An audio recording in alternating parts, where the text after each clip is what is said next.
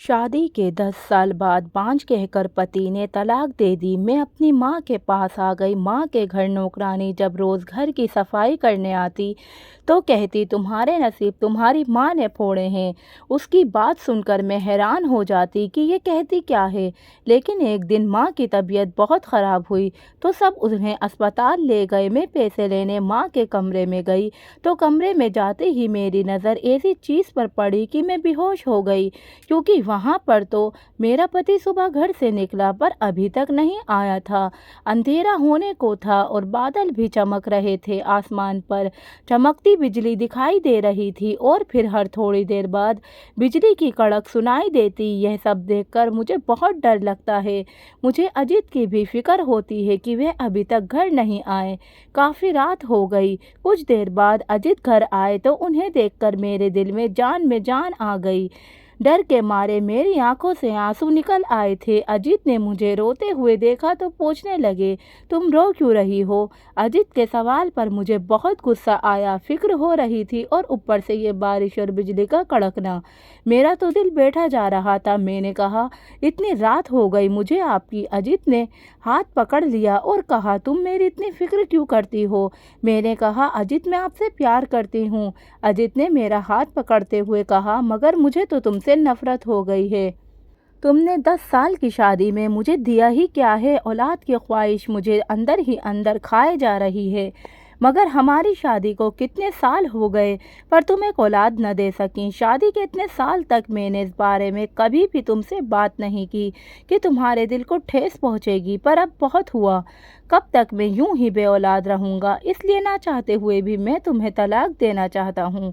तुम चाहो तो अपनी माँ के घर जा सकती हो। मैं वहाँ तलाक के पेपर भेज दूंगा।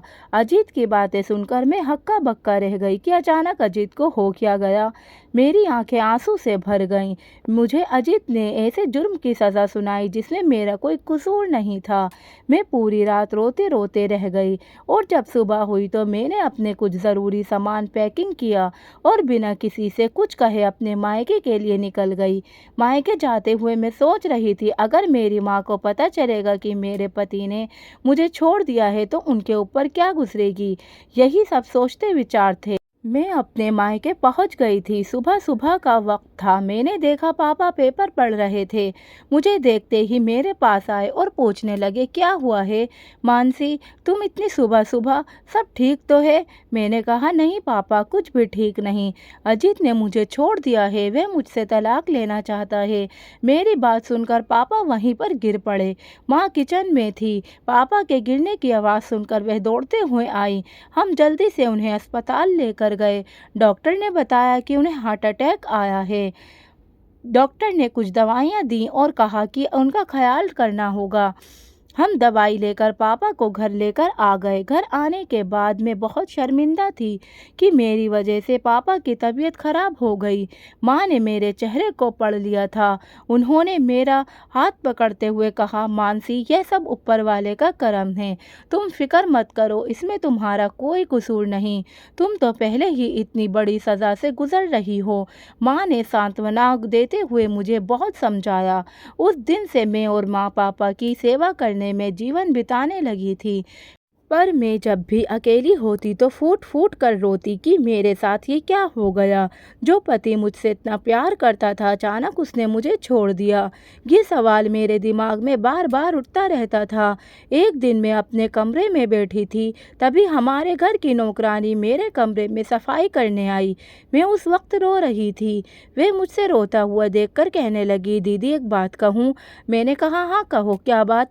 उसने कहा, दीदी मुझे आजकल के लोगों को देखकर बहुत हैरत होती है कि वो किस तरह के लोगों को बर्बाद होता हुआ देख खुश होते हैं। मैंने घबरा कर पूछा, क्या मतलब है तुम्हारा? उसके बाद उसने जो कहा मैं तो सन्न रह गई। उसने कहा, दीदी आपकी इस हालत की जिम्मेदार आपकी माँ है। वह आपको इस हालत में देखकर बहुत खुश होती होगी। उसकी बात पर मैं झट से बिस्तर से उठकर बैठ गई। मैंने घबरा कर कहा, तुम ये क्या बोल रही हो? उसने कहा, मैं जो कुछ भी कह रही हूँ वह बिल्कुल सच है। अभी वह मुझे कुछ बता देती, तभी अचानक मेरी माँ उस कमरे में आ गईं और वो नौकरानी को गुस्से से घूरने लगीं। माँ ने कहा, तुम यहाँ पर बैठकर बातें कर रही हो तो बाकी काम कौन करेगा? उठकर जाओ और काम करो। नौकरानी के जाने के बाद माँ ने कहा, मानसी, नीलम से ज़्यादा बात मत किया करो। ये एक नंबर की झूठी और मक्कार औरत है। ये लोगों के घर आधी अधूरी बातें सुनकर इधर की उधर बातों को फैलाती है। मैंने कहा, माँ, पर नीलम तो शक्ल से ऐसी नहीं लगती ना। माँ ने कहा, तुम शक्ल सूरत पर मत जाया करो। शक्ल से तो अजीत भी तुम्हें अच्छे ही लगते थे ना। याद है तुम अजीत के प्यार में कैसे पागल हुई थी कि मेरे और अपने पापा की भी बात तुमने नहीं मानी थी, और हमारे लाख समझाने के बाद भी तुमने उससे शादी करने के लिए हमें मना ही लिया। और अब देखो उसने तुम्हारे साथ क्या किया। तुम्हारे प्यार का उसने मान रखा। औलाद तो बहुत लोगों की नहीं होती है, तो क्या वे अपनी पत्नियों को छोड़ देते हैं? माँ की बातें सुनकर मैं तो कांप गई थी। फिर वो जोर से दरवाज़ा बंद करके बाहर चली गई। माँ ने मुझे मेरे पुराने दिनों को याद करवा दिया था, जिसको मैं कभी याद नहीं करना चाहती थी। मुझे वो ज़माना याद आ गया था जब मुझे अजीत से मोहब्बत हुई थी। मैं और अजीत एक ही कॉलेज में पढ़ा करते थे। एक दिन अचानक तेज़ बारिश हुई और फिर बादल गरजने लगे थे।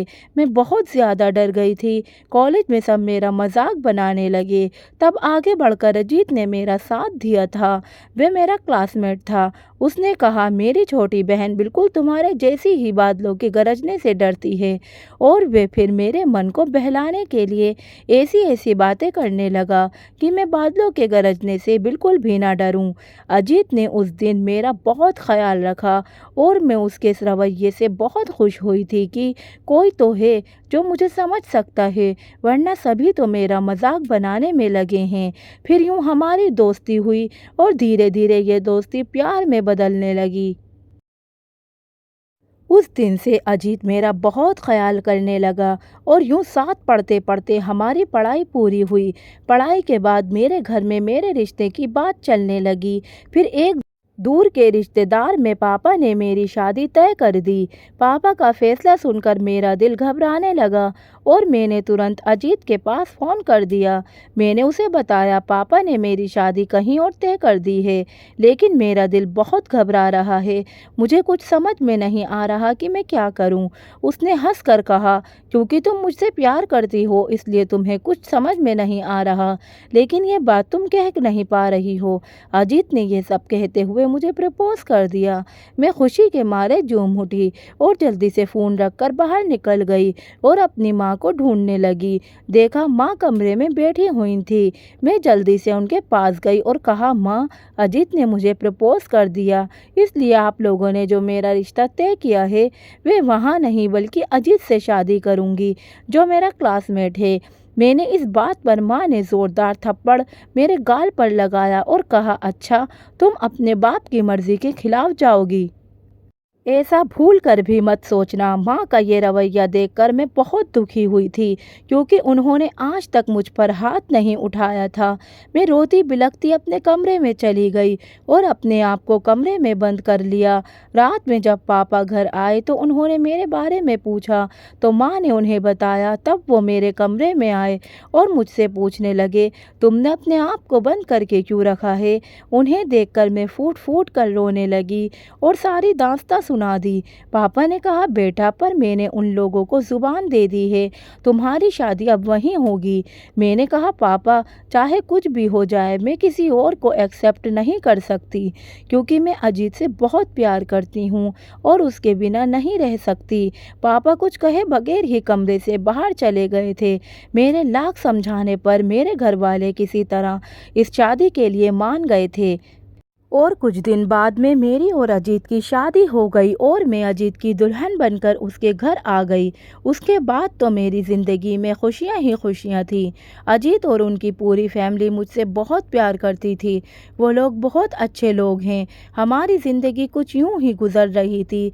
पर शादी के 3 साल बाद भी जब मुझे कोई बच्चा नहीं हुआ तो एक दिन मेरी सास मेरे पास आई और मुझसे कहने लगी, बेटी, मैं चाहती हूँ कि हमारे भी घर में बच्चे की किलकारियाँ सुनाई दें। तुम्हारी शादी को कितने साल हो गए, तुमने मुझे वही खुशी नहीं दी। मैं तो ये कहती हूँ कि तुम और अजीत डॉक्टर के पास जाकर अपना इलाज करवा लो। फिर हमारी शादी को धीरे धीरे 7 से 8 साल बीत गए, लेकिन मैं माँ नहीं बन सकी। बच्चे की कमी मुझे अंदर ही अंदर खा जा रही थी। अब बड़ी से बड़ी खुशियाँ भी मेरे लिए अधूरी थी। एक दिन मेरी सास ने अजीत को दूसरी शादी के लिए समझाते हुए कहा, मैं चाहती हूँ कि हमारे भी घर में पोते पोती की किलकारियाँ सुनाई दें। यह बात सुनकर मैं बहुत सन्न रह गई, क्योंकि औलाद मर्द की कमज़ोरी होती है, इसलिए ना चाहते हुए भी अजीत दूसरी शादी ज़रूर कर लेंगे। पर मैंने देखा कि जब अजीत की माँ उन्हें दूसरी शादी के लिए मना रही थी, तो अजीत ने दूसरी शादी के लिए साफ साफ मना कर दिया। जब मेरी सास ने ज़्यादा ज़ोर डाला, तो अजीत ने इस कचकच से दूर रहने के लिए उन्हें के घर छोड़ दिया और हम दोनों एक किराए के घर में रहने लगे। मैंने ये सारी बातें अपनी माँ को बताई थी कि माँ, अजीत मुझसे बहुत प्यार करते हैं। शादी के इतने साल बाद भी मैं उन्हें आलस्य नहीं दे पाई और उनके घर वाले उनकी दूसरी शादी करवाना चाहते हैं, पर वो मुझसे बेहद प्यार करते हैं, इसलिए उन्होंने अपने घर वालों की बात नहीं मानी।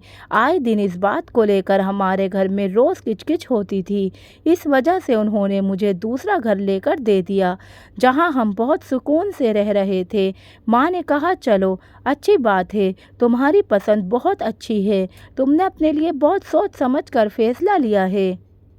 माँ की बातों पर मैं हंस पड़ी थी। हमारी ज़िंदगी बहुत सुकून से गुजर रही थी। हम पति पत्नी को देखकर लगता था कि हम दोनों एक दूसरे के लिए ही बने हैं। अजीत का प्यार और मेरे प्रति उनका लगाव देखकर मैं कभी कभी सोचती थी कि शायद मैं दुनिया की सबसे खुशनसीब औरत हूँ, जिसे अजीत जैसे पति मिले। पर अचानक ही अजीत के बर्ताव में बदलाव आने लगा और उन्होंने मुझे बच्चे का ताना देकर एक दिन मुझे मेरे घर से निकाल ही दिया और मुझे तलाक दे दी। उफ, कौन से दिन मुझे याद आ गए थे। उसे सोचकर तो मेरा सर फटने लगा। मैं कमरे से बाहर निकली और हाथ मुंह धोकर सोफे पर आकर बैठ गई थी। अब मैं पहले जैसी मानसी नहीं थी, जो छोटी छोटी बातों पर आसमान सर पर उठा लिया करती थी। अब तो मैं तलाक जैसा बोझ भी बर्दाश्त करके बैठी थी। मेरा मुरझाया हुआ चेहरा देखकर माँ ने मुझे बड़ी हैरत से देखा था। फिर उन्होंने मेरे लिए खाना लगाया और हम सब मिलकर खाना खाया। अगले दिन जब फिर हमारे घर की नौकरानी आई, तो मुझे अकेले पाकर उसने वही बात फिर से दोहराई, लेकिन आज की बात उसकी बहुत सख्त थी। उसने कहा, आपकी माँ माँ नहीं बल्कि डायन है, जिन्होंने आपके साथ यह सब किया और आप बेऔलाद रह गईं और आपके पति ने आपको तलाक दे दी। अब मैं उससे कुछ पूछती थी, तभी माँ कमरे में आ गईं और नीलम से कहने लगीं, चलो बहुत कपड़े हो गए हैं, जल्दी सो जाकर धो लो।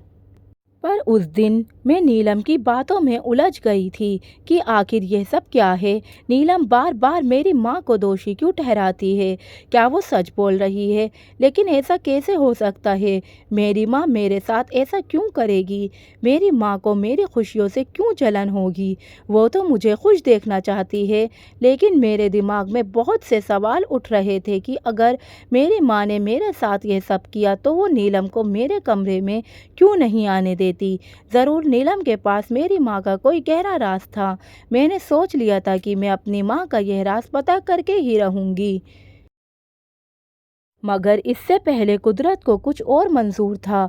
सुबह सोकर जब कमरे से बाहर निकली, तो मुझे एहसास हुआ कि माँ की तबीयत बहुत ज़्यादा ख़राब है। वो निढाल सी लेटी हुई थी। मैं उनके पास गई और उनसे पूछा, क्या हुआ माँ, आपकी तबीयत ठीक नहीं? उन्होंने कहा, नहीं बेटा, मैं बिल्कुल ठीक नहीं हूँ। मेरे दिल पर बहुत से बोझ हैं। ऐसा लग रहा था कि कुछ बहुत बुरा होने वाला है। अभी मैं यही कह रही थी कि अचानक वे बेहोश हो गईं। मैं जल्दी से उन्हें अस्पताल लेकर गई।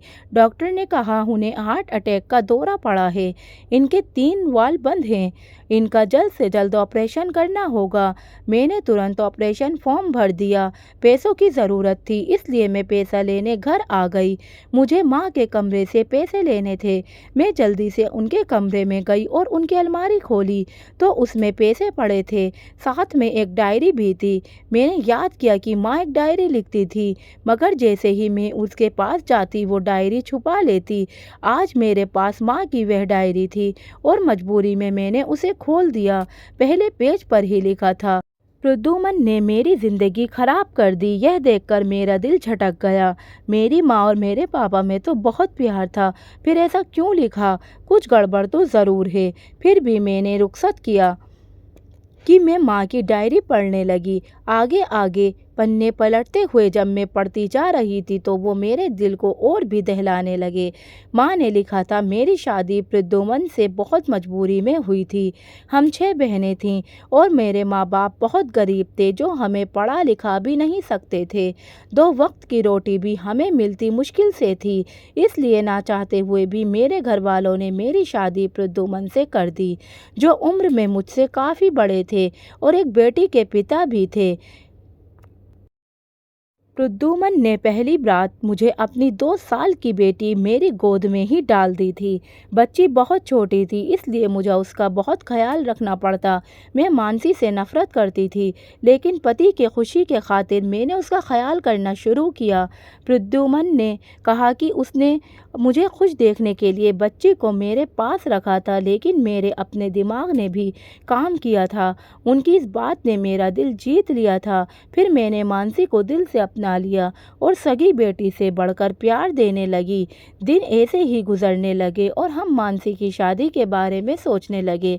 लेकिन एक दिन प्रद्युमन का एक दोस्त आया और उन्होंने हमें बताया कि प्रद्युमन के द्वारा की गई छल कपट की वजह से हमारी संबंधिता किसी भी रूप में ठीक नहीं है। उन्होंने कहा कि मानसी के लिए मुझे बताया कि प्रद्युमन ने उनकी ज़िंदगी में खिलवाड़ किया और उसे माँ बनने से रोकने के लिए उसके खाने में ऐसी दवाई मिलाई थी जिससे वो माँ नहीं बन सकी। मेरे मन में बहुत सारे सवाल उठ रहे थे। क्या ये सब सच है? क्या प्रद्युमन ने वाकई मानसी के लिए मेरे साथ ऐसा किया? क्या मानसी की वजह से वह माँ नहीं बन सकी? मैंने अपनी माँ के दिल में यह सब कुछ छिपा हुआ पाया था और अब यह सब सामने आ रहा था। मेरी माँ की डायरी ने मेरी दुनिया को हिला दिया था। मैंने उनके इस खूबसूरत सफ़र की कहानी को पढ़ते हुए आखिरकार एक माँ की भावनाओं को समझ गई थी और उनके साथ एक माँ के रूप में खड़ी होने का आज मैं गर्व महसूस कर रही थी तो मेरे पैरों तले से ज़मीन निकल गई थी। मन में आया कि प्रद्युमन को छोड़कर बहुत दूर चली जाऊं। फिर सोचा कि जिस बेटे की खातिर उसने मुझे बर्बाद किया, चाहे कुछ भी हो जाए मैं भी उसकी बेटे की ज़िंदगी बर्बाद कर दूंगी। और उसी दिन मुझे पता चला था कि मानसी ने अपने लिए लड़का पसंद कर दिया है और इसलिए मैंने उसे एक थप्पड़ भी दिया था, क्योंकि मैं चाहती थी उसकी शादी हमारी मर्ज़ी के मुताबिक हो। और मैंने अपने दूर के रिश्तेदार में पता करके उसके लिए एक ऐसा लड़का भी ढूंढा था, जो लड़का बहुत शराबी था। पर मानसी ने अपनी ज़िद में आकर उसी लड़के से शादी की जिससे वो बहुत प्यार करती थी और वह लड़का भी उससे प्यार करता था। और मेरी सारी उम्मीदों पर पानी फिर गया, क्योंकि शादी के बाद सुनाई पड़ा कि मानसी अपने घर में बहुत खुश है। लेकिन मैंने एक तरकीब निकाली। मानसी ने जहाँ पर शादी की थी उसका घर हमारे घर से लगभग 2 किलोमीटर दूरी पर था, इसलिए जो नौकरानी मानसी के घर पर काम करती थी, मैंने किसी तरह उसे अपने घर बुलवा लिया और उसे ढेर सारे पैसे दिए और नौकरानी की मदद से मैंने वही गोली मानसी के खाने में मिलाने को कहा जिसे मानसी कभी माँ नहीं बन सके, क्योंकि जिस तरह मैं माँ बनने की खुशी के लिए तड़पती थी, मैं चाहती थी कि मानसी को भी वही तड़प मिले और उसका पति उसे तलाक दे दे। मानसी को औलाद की खुशी तो नहीं मिल पाई, पर मुझे सुनाई पड़ा कि उसके पति के प्यार में कोई कमी नहीं आई, बल्कि वो तो उसका पहले से भी ज़्यादा साथ देता और ख्याल करता। इसलिए मैंने बदले की आग में एक दिन अजीत को घर पर बुला लिया और मानसी की एक झूठी रिपोर्ट उसके सामने रख दी और उसे बताया कि मानसी ने शादी से पहले कई बार अपना अबॉर्शन करवाया है और वह जानबूझकर कुछ ऐसी दवाइयाँ लेती है जिससे उसे बच्चा ना हो, क्योंकि उसे लगता है कि बच्चा होने से उसकी खूबसूरती ढल जाएगी और जब भी वे यहाँ पर आती है तो उसके बहुत से बॉयफ्रेंड उससे मिलने आते और इसलिए वो अपनी खूबसूरती को बरकरार रखना चाहती है ताकि उसके बॉयफ्रेंड उसकी तारीफ़ें करें और उस पर जान छिड़कें। मेरी बात सुनकर अजीत सन्न रह गए थे। अजीत ने कहा, पर यह बात आप मुझे क्यों बता रही हैं? वो तो आपकी बेटी है। तो मैंने अजीत से कहा, बेटा, भले ही मैं मानसी की माँ हूँ, पर अब मैं और बर्दाश्त नहीं कर सकती। तुम्हें धोखे में नहीं रख सकती, क्योंकि उसका लड़कों से मिलना और लड़कों के साथ घूमना मुझे बर्दाश्त नहीं होता। इसलिए ना चाहते हुए भी मुझे ये सब तुम्हें बताना पड़ा ताकि तुम उसे समझा सको। इस बार तीर ठिकाने पर लगा था और अजीत ने मानसी को तलाक दे दी और मेरा बदला पूरा हो गया। मगर ना जाने यह बदला पूरा करके भी मुझे सुकून नहीं मिला। मेरी ममता बेचैन हो गई कि भले ही मैं उसकी अपनी सगी माँ नहीं हूँ, पर मैंने उसे अपनी बेटी की तरह पाला था। मैं जब जब मानसी को देखती हूँ मेरे दिल में दर्द होने लगता है। मैंने बहुत गलत किया है। एक मर्द की सज़ा उसकी बेटी को दे दी। जी चाहता है कि मर जाऊं। मानसी से भी माफ़ी नहीं मांग सकती थी। आगे देखा तो डायरी खाली थी। मेरा रो रो कर बुरा हाल था कि ये सब क्या हो गया मेरे साथ। मैंने अपने आंसू साफ किए और जल्दी से अस्पताल गई। अस्पताल जाते ही मुझे पता चला कि माँ इस दुनिया से चल बसी। मैंने न चाहते हुए भी अपनी माँ को दिल से माफ़ कर दिया था, क्योंकि शायद उनकी भी गलती नहीं थी। गलती तो पापा की थी, जिन्होंने उनके साथ इतना बड़ा धोखा किया और उसी की वजह से पापा अपने किए की सज़ा बिस्तर पर काट रहे हैं। कुछ दिन बाद मैंने वह डायरी अजीत को दिखाई। अजीत वो डायरी पढ़कर फूट फूट कर रोने लगे। उन्हें अपने किए पर बहुत शर्मिंदगी थी और फिर से उन्होंने दोबारा मुझे अपना लिया, क्योंकि वह मुझसे सच्चा प्यार करते थे। दोस्तों, वीडियो कैसी लगी कमेंट करके ज़रूर बताएं और हाँ, वीडियो को लाइक और शेयर ज़रूर करें और चैनल को सब्सक्राइब ज़रूर करें। धन्यवाद।